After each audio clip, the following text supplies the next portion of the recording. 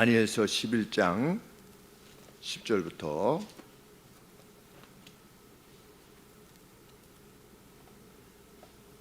19절 말씀까지입니다. 그 아들들이 전쟁을 준비하고 심히 많은 군대를 모아서 물이 넘침같이 나올 것이며 그가 또 와서 남방왕의 견관성까지 칠 것이요 남방왕은 크게 노하여 나와서 북방왕과 싸울 것이라. 북방왕이 큰 무리를 일으킬 것이나 그 무리가 그의 손에 붙임 바 되리라. 그가 큰 무리를 사로잡은 후에 그 마음이 스스로 높아져서 수만 명을 엎드려뜨릴 것이나 그 세력은 더하지 못할 것이요 북방왕은 돌아가서 다시 대군을 전보다 더 많이 준비하였다가 몇 해 후에 대군과 많은 물건을 거느리고 오리라. 그때 여러 사람이 일어나서 남방왕을 칠 것이요 네 백성 중에서도 강포한 자가 스스로 높아져서 이상을 이루려 할 것이나 그들이 도리어 넘어지리라. 이에 북방왕은 와서 토성을 쌓고 경관성을 취할 것이요 남방 군대는 그를 당할 수 없으며 또 그 택한 군대라도 그를 당할 힘이 없을 것이므로 오직 와서 치는 자가 임의로 행하리니 능히 그 앞에 설 사람이 없겠고 그가 영원한 땅에 설 것이요 그 손에 멸망이 있으리라. 그가 결심하고 전국의 힘을 다하여 이르렀다가 그와 화친할 것이요 또 여자의 딸을 그에게 주어 그 나라를 패망케 하려 할 것이나 이루지 못하리니 그에게 무익하리라. 그 후에 그가 얼굴을 섬들로 돌이켜 많이 취할 것이나 한 대장이 있어서 그의 보이는 수욕을 씻고 그 수욕을 그에게로 돌릴 것이므로 그가 드디어 그 얼굴을 돌이켜 자기 땅 산성들로 향할 것이나 거쳐 넘어지고 다시는 보이지 아니하리라. 아멘.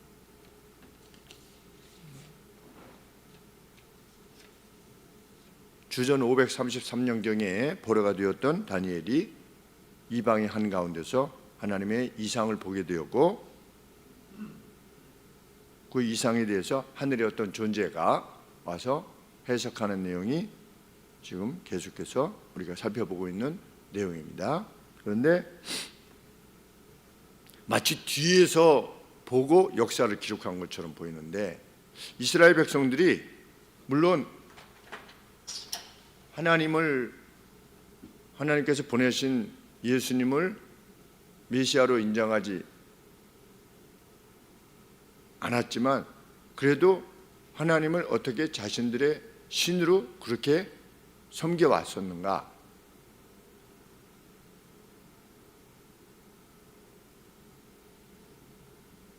하는 것을 좀 이해할 수 있는, 납득이 될 수 있는, 지금도 마찬가지고 납득이 될 수 있는 기록이라 이런 생각이 듭니다. 왜냐하면 이미 그들은, 이스라엘 사람들은 자기들 역사 가운데 다니엘서를 가지고 있지 않습니까?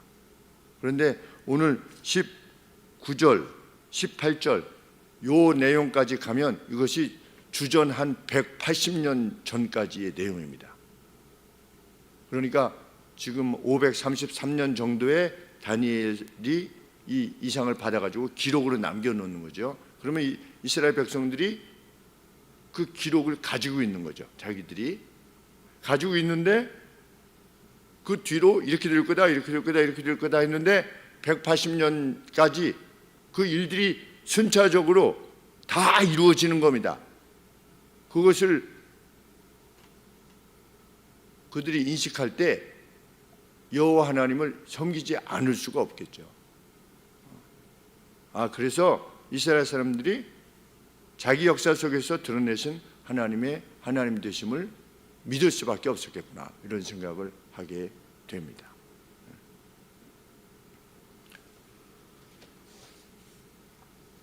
지금 이 기록의 내용은 애굽 문명하고 이집트 문명하고 지금 북방의 메소포타미아 문명하고 지금 계속해서 공방전을 벌이면서 싸우는 역사에 대한 기록인 것입니다. 예언의 기록이죠. 그런데 앞서 1절부터 9절까지의 큰 예언의 큰 대지는 페르시아의 왕 크세르크세스, 그래서 말씀하실 때 아하수에로 왕에 의한 이집트 침공이 있을 것이다. 이렇게 앞서서 1절부터 9절까지 내용이 이렇게 있는데,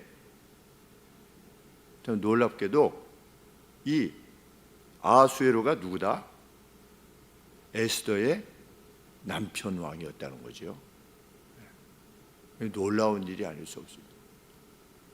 그래서 바이블 웍스라고 하는 제가 사용하는 프로그램, 신학자들이 주로 사용하는 프로그램을 이렇게 살펴보니까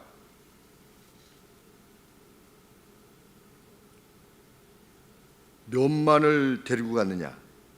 200만 명이 넘는 군대를 데리고 갔대요. 아하수에로가 애굽을 침공하기 위해서. 그런데 애굽으로 갔다가 그 중에 5천 명만이 생존해서 돌아왔다. 200만 명이 가지고 5천 명만 생존하고 왔으니까 199만 5천 명이 거의 다 죽은 겁니다. 그런데 그렇게 해서 돌아오고 나서 에스더 왕비와 결혼을 한 겁니다. 그 기록을 보면 참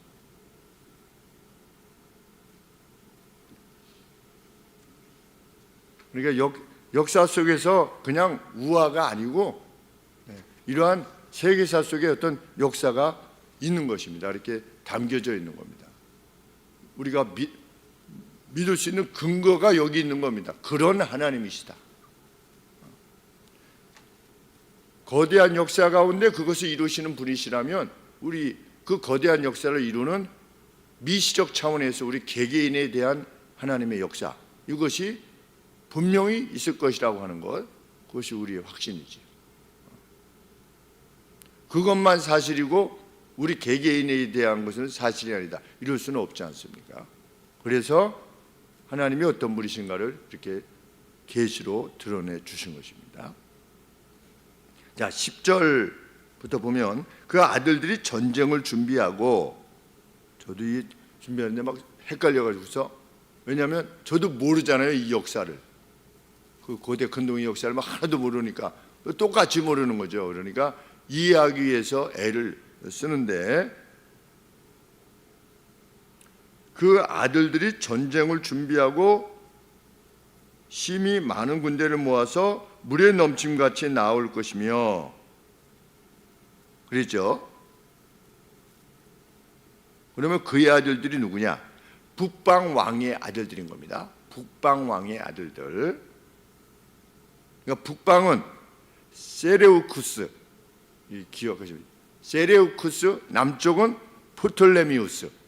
그러니까 애굽은 프톨레미우스 왕조고, 그리고 북쪽은 세레우쿠스라고 하는 왕, 공방이 이루어지고 있는데, 지금 이 아들들이라고 하는 것, 북방 왕의 아들들이, 그러니까 북방의 세레우쿠스의 아들들이 큰 무리를 동원해서 남방과의 전쟁을 일으킬 것이다. 애굽하고 전쟁을 일으킬 거라는 거죠. 그런데 중간에 무슨 말씀이냐면, 그가 또 와서 남방왕의 견고한 손까지 칠 것이요. 두 센텐스로 되어 있는 겁니다. 아들들이 왔어요. 그래서 남방을 침공했어요. 그 아들들은 누구냐? 북방의 세레우쿠스의 두 아들인 세레우누스와 안티오쿠스 대제, 이 둘이 북방의 세레우쿠스의 두 아들이었는데 남쪽 애굽으로 원정을 가서 전쟁을 실행한 겁니다. 그래서 제가 구글에서 계속 찾아보는 거죠. 그랬더니 그 세레우쿠스도 나오고 세라우누스도 나오고 안티오쿠스도 나오고, 그런데 이 내용이 성경의 내용하고 완전히 일치하는 거죠. 일반 세계사하고 성경의 내용이 완전히 일치하는 겁니다. 정말 그것조차도 놀랍습니다. 그것을 확인할 때 믿음이 더 생기는 거죠. 그래서 믿음은 들음에서 나고, 들음은 하나님의 말씀으로부터 말미암는다. 그런데 최근에 AI가 등장해가지고 너무 좋은 게 뭐냐? 성경에 이런 기록들을 넣으면 그 안에 역사가 그냥 나와요. 우리는 입증하기가 훨씬 더 용이해요. 왜? 그게 일반 세계사 속에서 이렇게 해서 이렇게 된 거다 라는 설명이 쭉 나오니까. 뭐 주석도 물론 더 핵심적인 내용이지만 또 AI도 그 주석을 또 인용하기도 하니까. 그런데 이 두 사람이 가가지고 이집트와 전쟁을 했는데 군자금 부족으로 군대를 장악하지 못해서 패배하고 말았다는 겁니다.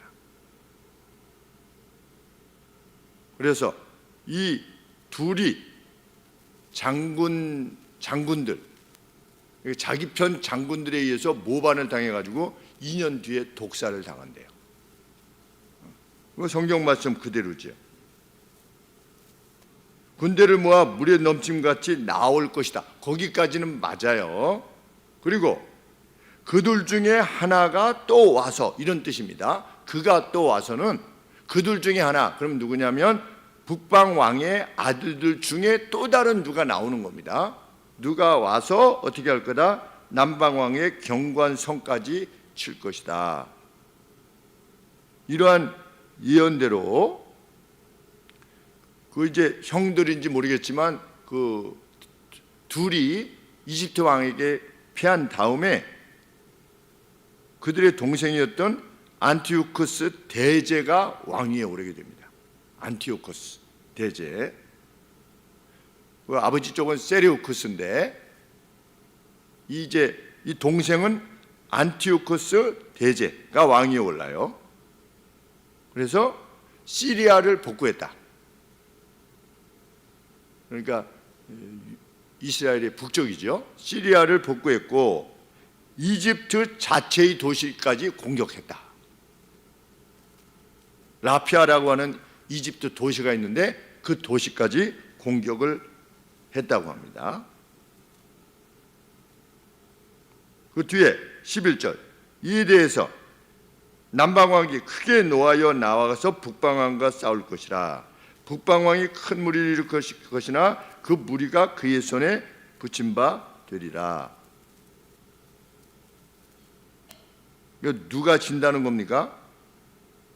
북방왕의 무리들이 남방왕에게 진다는 겁니다.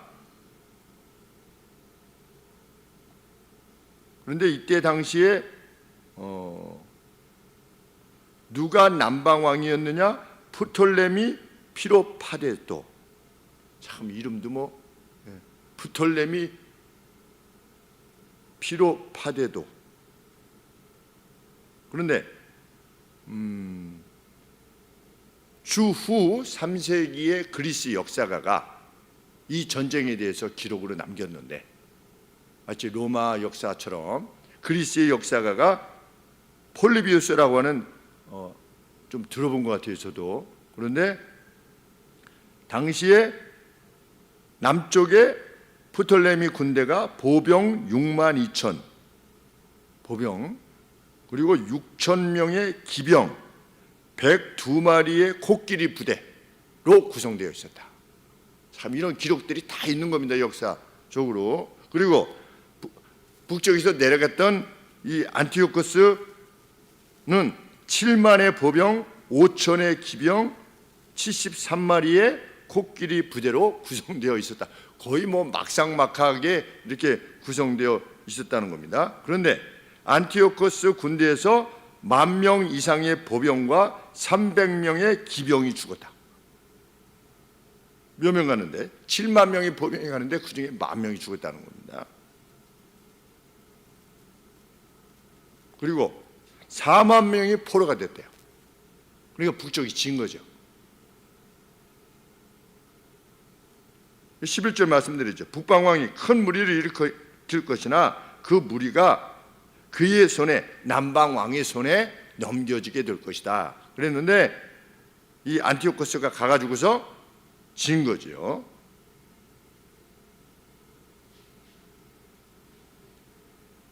북쪽은 이렇게 피해를 입었는데 남쪽 남방왕의 이집트에서는 단지 몇 명이 죽었다? 1,500명이 죽었대요. 보병이. 그리고 700의 기병이 살해되었다. 예언이 성취됐다는 겁니다. 뭐 성경에는 성취됐다도 없어요. 왜? 이건 그냥 그 기록으로 예언으로 그냥 남기고 그냥 기록으로 끝난 거니까. 그런데 무슨 뒤에 성경 내에 이렇게 다니엘서에서 이렇게 했는데 이렇게 되지 않았느냐, 그런 내용도 없어요. 왜? 그게 자기 역사니까. 이미 다 알고 있으니까. 이후에 또 12절에 그가 큰 무리를 사로잡은 후에, 그가 누굽니까? 남방왕이겠죠. 그렇죠? 남방왕이가 큰 무리를 사로잡은 후에 4만 명이나 이렇게 사로잡았으니 그 마음이 스스로 높아질 것이다. 이후 수만을 땅에 엎드려 드릴 것이지만 그 강함이 계속되지는 못할 것이다. 그 세력은 더하지 못할 것이요. 이게 뭐냐면 그 힘이 계속 유지되지 못할 것이다. 이런 예언의 내용입니다. 왜냐하면 13절에 북방왕이 돌아가서 다시 대군을 전보다 더 많이 준비하였다가 몇 대, 곧 몇 대 후에 대군과 많은 물건을 거느리고 올 것이기 때문이다. 다시 싸우기 위해서 올 것이기 때문이다. 그런데 14년 뒤에 다시 오는 겁니다. 그러면 왜 남방왕이 이렇게 계속하지 못했느냐? 왜 힘이 그렇게 계속되지 못했느냐?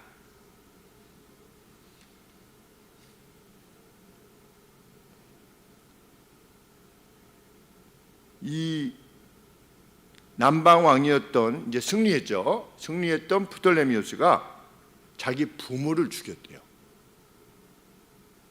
자기의 왕권을 넘볼까 해가지고서 자기 부모도 죽이고, 그리고 사촌 동생으로서의 자기 아내를 삼았던 아내도 죽였대요. 그러니까 학정을 행한 겁니다. 그리고 정부가 있었대요. 근데 정부 이름도 나와요. 아가소클레아라고 하는 여자가 창녀인데 자기의 정부가 된 겁니다. 정부가 됐고, 그런데 그 아가소클레아 정부의 동생인 아가토클레스, 이름이 비슷하죠? 클레아 여자고, 동생은 아가토클레스에게 나라의 아주 중요한 역할을 맡겼답니다. 그러니면 나라가 잘 될 수가 있겠습니까?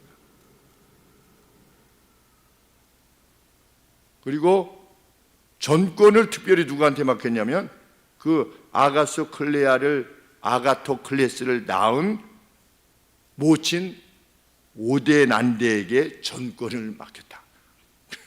이거지 진짜 어떻게 보면 콩가루 집안인 거죠. 자기 부모들은 다 죽이고 자기 부인까지 죽이고 정부와 관계되어진 이 사람들의 집안을 세워가지고서 나라의 이집트의 전권을 맡겼답니다. 그러니 12절 하반절에서 그의 세력이 계속되지는 못할 것이다 라고 하는 예언이 이루어지는 동기지요. 그래서 프톨레미는 뭐했냐? 남방왕은 연회를 베풀고 방종했고 사악한 행위를 행했다. 그 주석의 기록에 의하면 이 프톨레미가 이겼으니까 이 애굽으로부터 더 세력이 위로 올라가지 않겠습니까? 올라갔는데 예루살렘까지 왔대요. 그래가지고 예루살렘 성전 안에 들어가려고 그랬대요. 성전에 들어가는 게 제사장들이 말리지 않겠습니까? 들어가면 위험합니다, 안 됩니다 라고 했는데, 이제 제지를 물리치고 제2뜰까지 이렇게 들어갔다가 기록에 의하면 큰 두려움이 임하여서 거의 반쯤 죽은 채로 들려 나왔다. 그러니까 역사 속에서 이것이 다 기록으로 남아있는 겁니다.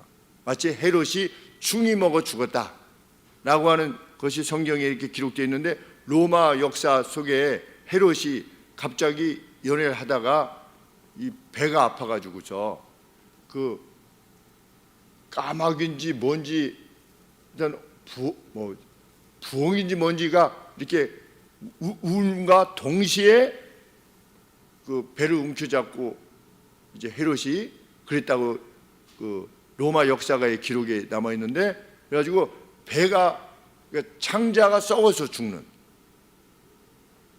그런 병으로 죽는 겁니다. 오늘로 치면 저거겠죠. 그 뭐죠? 장이 꼬여서 이렇게 폐혈증에 걸려서 이렇게 죽는 장협착, 네, 이런 것들로 인해서 그런 식의 고통으로 죽었다. 이 일반 역사에도 다 있는 내용인 겁니다. 근데 성경이 먼저 있었던 겁니다. 놀라운 일이 아닐 수 없습니다.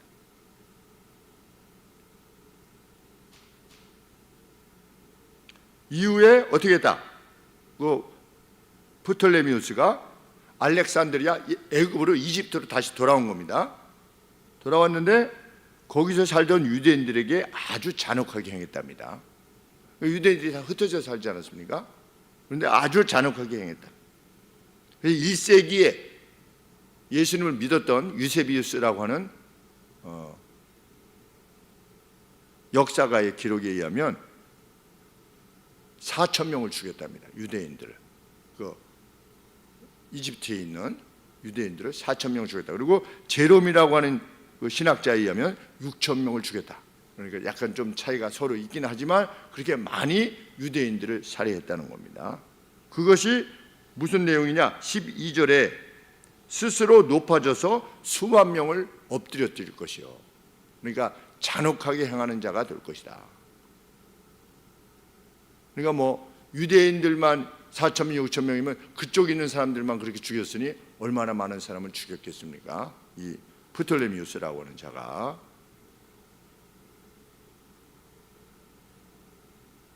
(13절) 북방왕은 돌아가서 다시 돌아올 것이라고 했죠. 14년 뒤랍니다. 이제 언제 돌아왔냐? 그때 프톨레미가 죽은 뒤래요. 남방 왕 죽은 이후에 이제 프톨레미 에피파네스라고 하는 어린아이가 이제 4살 아니면 5살인데 왕이 된 겁니다. 그 아버지가 죽고, 그래서 그렇게 약하게 되었을 때 그것을 기점으로 해서 공격을 한 겁니다. 폴리비우스라고 하는 역사가가 기록을 남겼는데, 박트리아 왕과 인도 왕으로부터 조공받은 150마리의 코끼리 부대를 이끌고 많은 병창과 함께 이집트를 침공했다. 코끼리가 150마리. 이전에는 몇 마리였죠?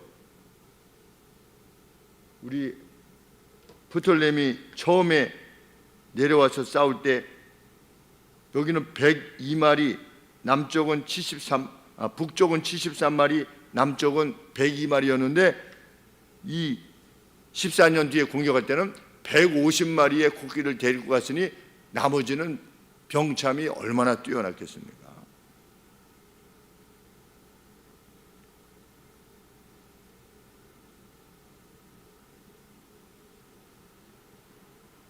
이때 당시에 14절에 그때 여러 사람이 일어나서 남방왕을 칠 것이요. 북방왕이 치기 전에. 그런데 이 프톨레미가 죽기 전에 실정이 있었고 반역에 의해서 많이 약해진 상태였다. 그리고 아까 말씀드린 아카토클레스, 거기가 어린 왕을 지배하고 있었다. 이때가 언제냐? 주전 361년부터 289년이에요. 그러니까 4세기, 주전 4세기 중반부터 3세기 초반이죠. 거꾸로니까 예수님 오시기 전 361년부터 289년까지 아까 그 정부였던 아가토클레스, 아가소클레아의 동생이었던 아가토클레스가 이 어린 왕을 지배하고 있었대요. 이 남쪽 이집트를 지배하고 있으니까 얼마나 약해졌겠습니까? 그래서 이 아가토클레스 때문에 그의 방적으로 인해서 이집트의 수도였던 알렉산드리아에서 반역이 일어나가지고 나중에 어떻게 됐냐면 아카토클레스의 일족이 다 죽게 되는 겁니다. 참 세상 역사를 보면 정말 많이도 이렇게 죽고 저렇게도 많이 죽었다, 이런 생각을 하게 됩니다. 요즘도 마찬가지 아니겠습니까? 이 정치에 관계되어지면 이렇게 당하고 저렇게 당할 수 있는 위험이 늘 상존하는 게 인간 역사다. 왜? 상대를 적으로 이해하니까. 지금부터 그러니까 2300년 400년 전에도 세상은 그랬다는 거죠. 자기 부모도 죽이고 자기 아내도 죽이고.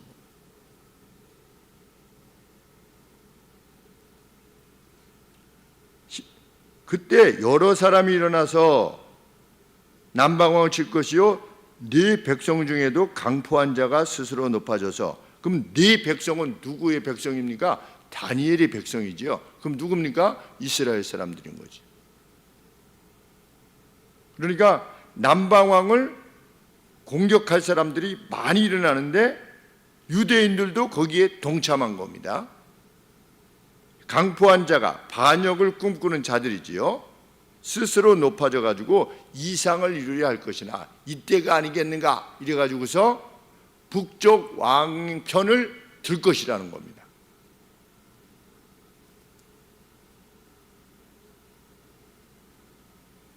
그런데 그들이 14절에 도리어 넘어지리라 그랬습니다.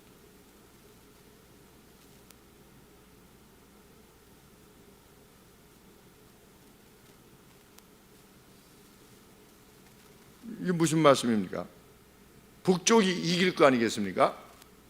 그렇죠? 14년 뒤에 이제 북쪽 왕이 남쪽을 치는데, 남쪽 왕은 그 폭정으로 인해 가지고서 여러 내분도 있고 막 유대인들도 같이 북쪽하고 동조하려고 하고, 이렇게 하다 보면 그 싸움에서 이기면 유대인들이 뭔가 그 이익을 취해야 되지 않습니까? 그쪽 북쪽 편을 들어줄 거니까. 그런데 그렇게 되지 않을 것이다. 그들이 도리어 넘어지리라. 누가? 유대인들이, 북쪽을 도왔던 유대인들이 넘어지리라 그렇게 했는데, 이 왕위를 이은, 이때 당시의 왕 말고 그 다음 왕, 북쪽의 다음 왕이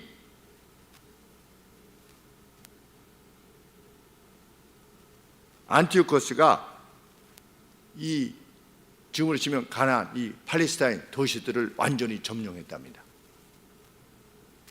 그 도와주면 좀 이게 살려준 게 아니고 그냥 완전히 복종시킨 것이고, 남쪽 왕도 화가 나가지고서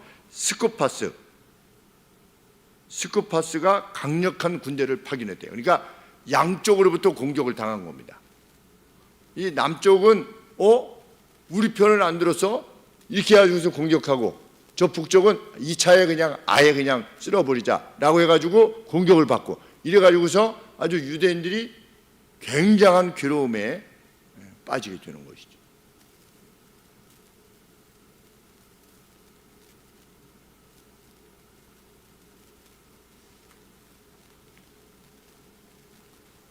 이후에 15절, 이에 북방왕은 와서 토성을 쌓고 견고한 성을 취할 것이요 남방 군대는 그를 당할 수 없으며 또 그 택한 군대라도 그를 당할 힘이 없을 것이다.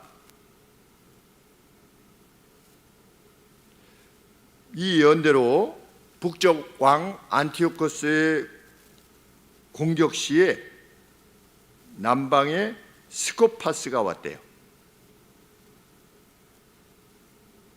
이 스코파스가 남방 왕의 이름인 건지 아니면 어떤 장군의 이름인 건지 명확하지 않은데, 북쪽 왕 안티오코스의 공격 시에 남방에 스코파스가 와서 요르단 접경에서 싸웠다.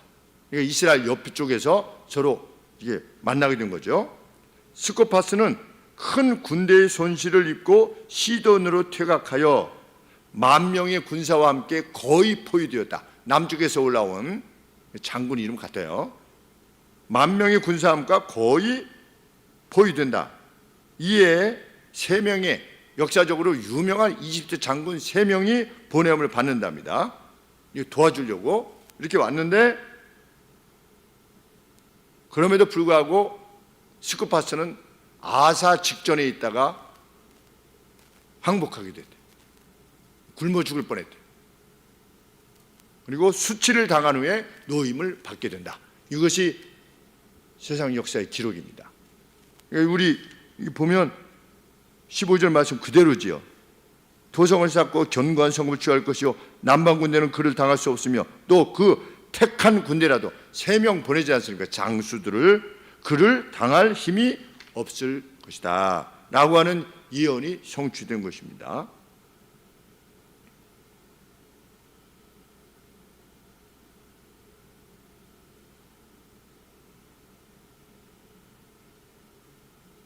(16절) 말씀,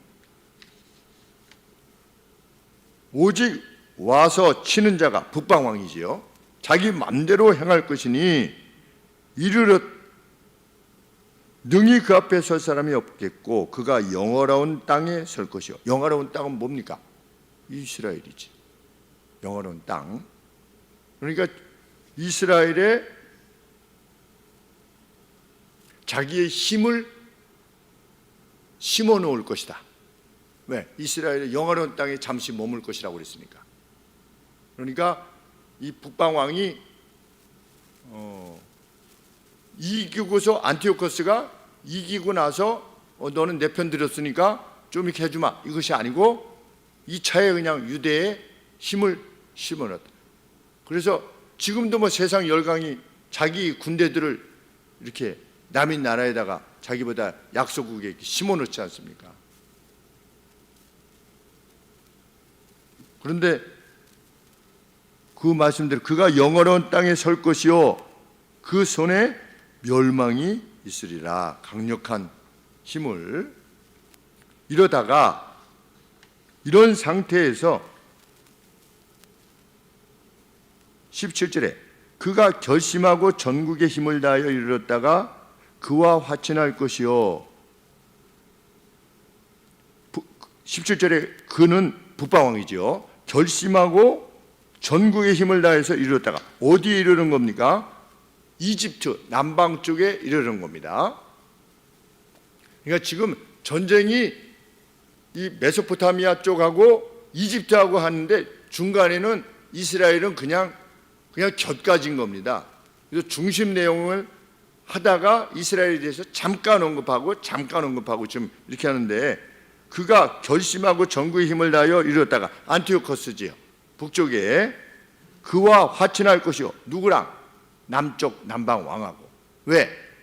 그때 당시 이미 북쪽에 그리스 북쪽으로 로마가 태동하고 시작했었대요. 이것도 우리 뭐 잘 모르잖아요. 로마가 언제부터 이렇게 힘을 지니게 되었는지. 로마도 실상 로마 나라 전체가 로마가 된 게 아니고 그 이탈리아에 있어서 어떤 한 부족인지 뭔지가 우리나라로 치면 무슨 경상도, 전라도 정도 어떤 거기가 점점 커가지고 나중에 로마가 되고, 그리고 거기서 사용하던 그 단어, 이 언어가 라틴어라 가지고서 그게 이제 전 세계에 이렇게 퍼지게 되는 이런 상황인데, 이때 막 시작되나 봐요. 로마가 힘을 이미 얻었고.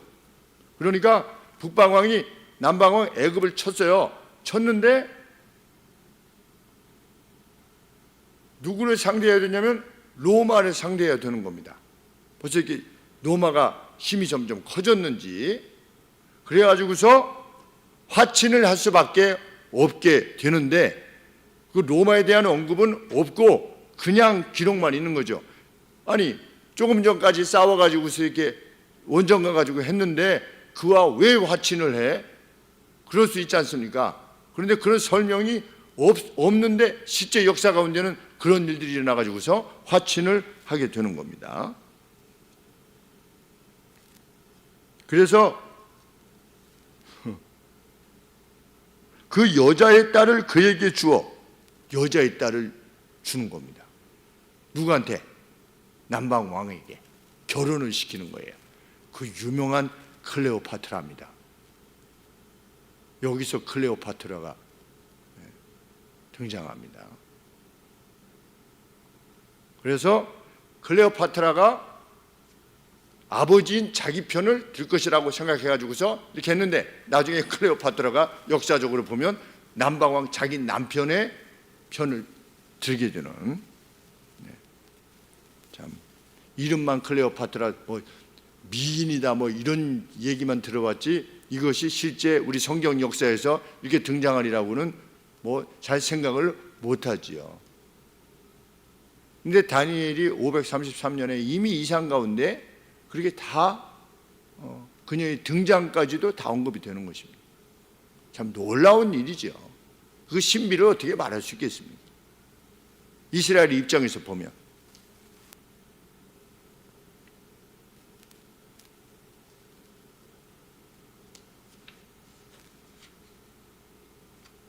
(18절에) 그 후에 그가 북방왕이지요. 얼굴을 돌려 섬들로 돌이켜 많이 취할 것이나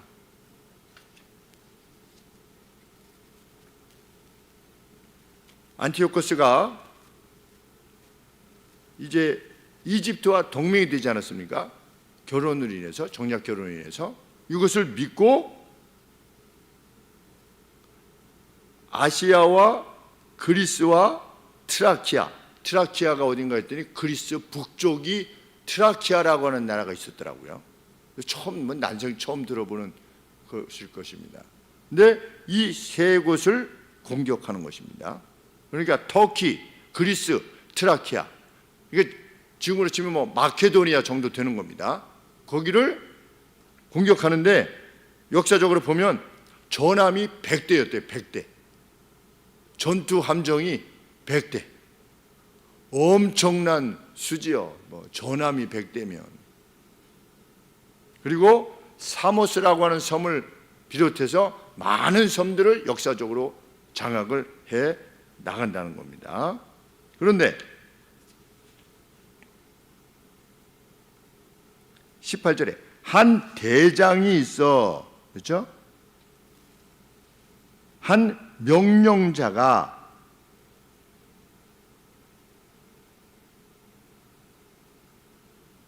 그를 자신을 대적하는 북방 왕의 경멸을 스톱시킬 것이다. 그러니까 이제 북방 왕이 100대의 전함을 이끌고 가면서 상대의 장군을 경멸했나 봐요. 마치 저 블레셋 그 골리앗이 막 경멸했듯이 이렇게 경멸했나 봐요. 그런데 그 경멸한 한 대장이, 한 명령자가 있어서 그의 보이는 수욕을 씻고 그 수욕을 북방왕에게 돌릴 것이다.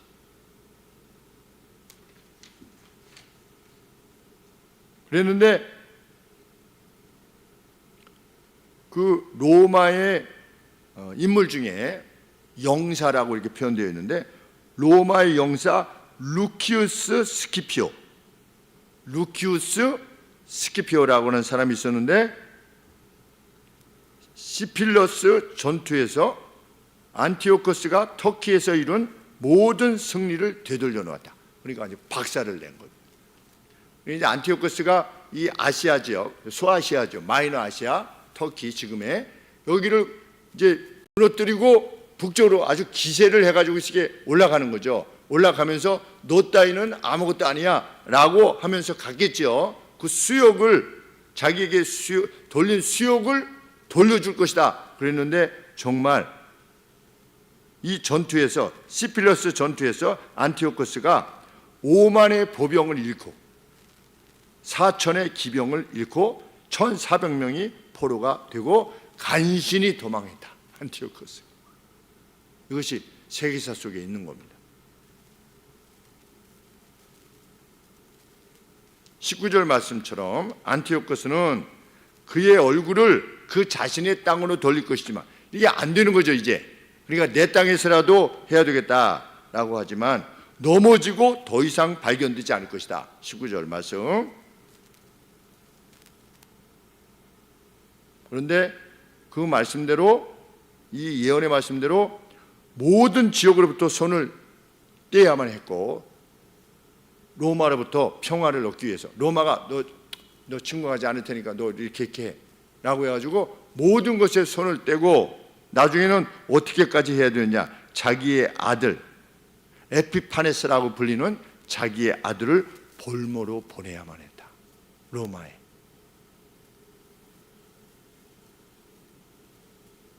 참, 우리는 하나님의 비전이 결코 모호하게 주어지지 않는다는 것을 알게 됩니다. 하나님의 비전은 성경에 이상 또는 환상 하나님이 보여주시지 않습니까? 그래서 제가 누누이 말씀드리지만 비전을 품자, 이거는 성경적이 아니라고 누누이 말씀드립니다. 비전은 내가 무슨 뭐 하겠다라고 해서 할 수 있는 게 아니고 하나님이 보여주시는 겁니다. 근데 이상하게 꿈 같은 데서 이렇게 좀 이렇게 그렇게 하나님이 계시하시지도 않으시는 것을 우리는 분명히 알게 되는 겁니다. 하나님의 계시는 명확한 겁니다. 이것이 하나님의 뜻인지 아닌지 그런 계시를 주시겠습니까? 이렇게 하시라는 건가, 하지 말라라는 건가, 이게 이런 거 아니겠는가, 이런 계시는 하나님이 주신 적이 없어요. 하지 말아라, 해라, 이렇게 되어 있지. 하나님은 말씀하시고 정확하게 이루신다. 그분이 우리가 섬기는 하나님이시다.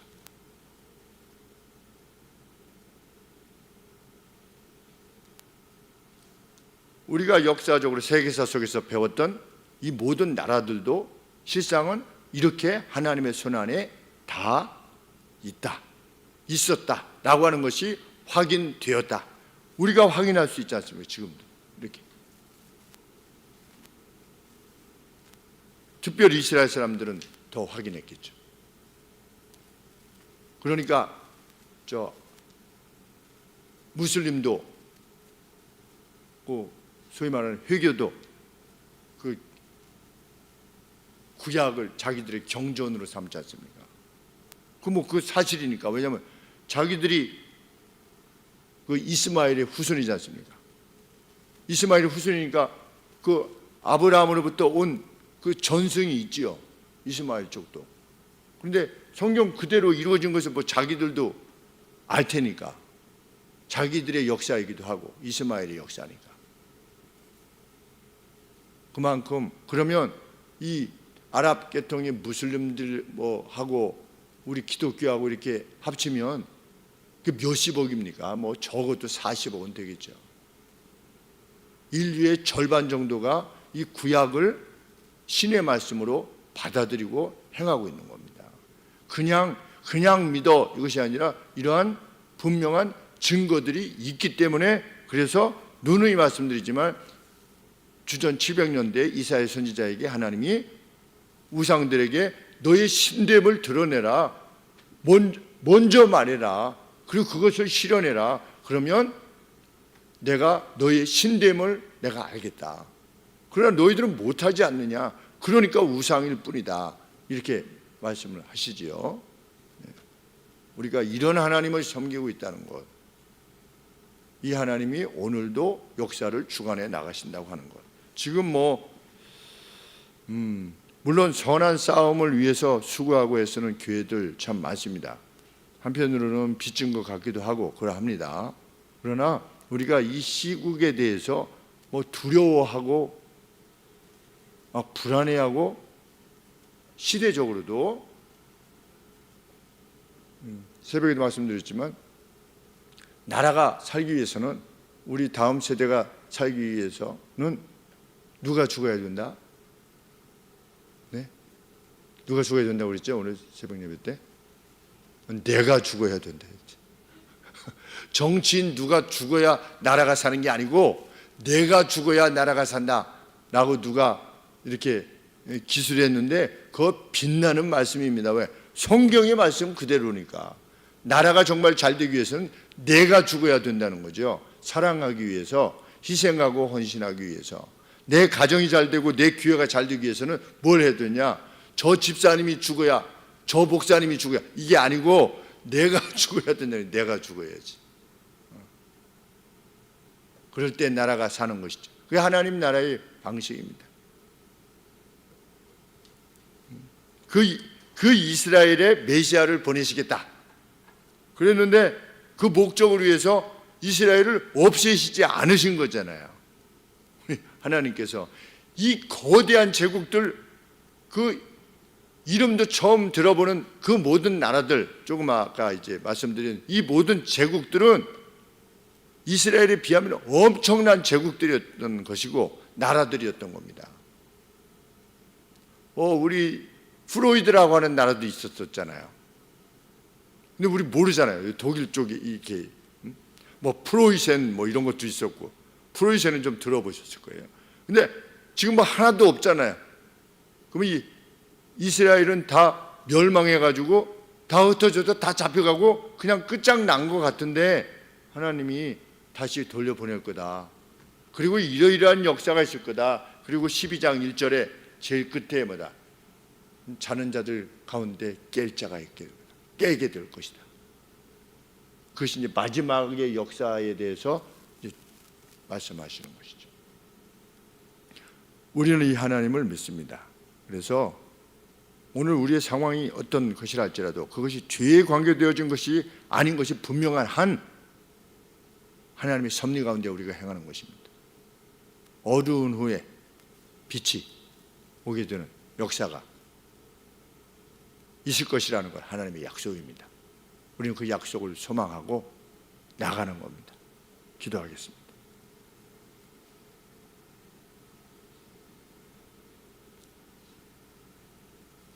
계시의 말씀이 우리에게 주시는 용기, 그것이 가슴에 분명히 와 자리할 수 있도록 성령 하나님께서 도와주옵소서. 지금도 무수한 이들이 이런 모습 저런 모습으로 죽어가고 핍박받고 고난받고 있습니다. 또 심지어 예수님을 믿는 일로 인해서 사형을 당하도 되는 그런 일도 있습니다. 하나님, 오늘 우리가 직면하고 있는 것들이 그 죽음과 그 모욕과 슬픔과 수치, 핍박에 비하면 무엇일 수 있겠습니까? 하나님, 오직 오늘이라고 하는 날에 주님께서 주신 뜻을 쫓아 행하여 나가는 저희 되게 하여 주시옵소서. 예수님의 이름으로 기도합니다. 아멘.